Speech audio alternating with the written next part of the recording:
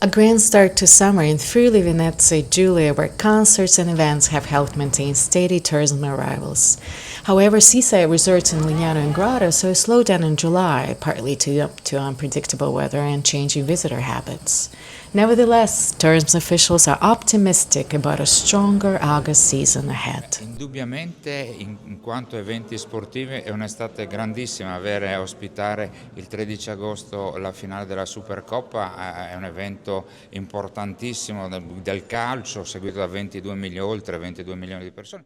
Sono tutti quegli eventi che ci consentono da una parte di farci conoscere ai più, quindi non solo nella nostra regione ma a livello nazionale e internazionale, ma di portare persone amanti dello sport nella nostra regione, nelle nostre spiagge, nelle nostre montagne, nel nostro stadio a Udine, insomma un evento dietro l'altro e ha caratterizzato l'estate 2025 della regione Friuli Venezia Giulia.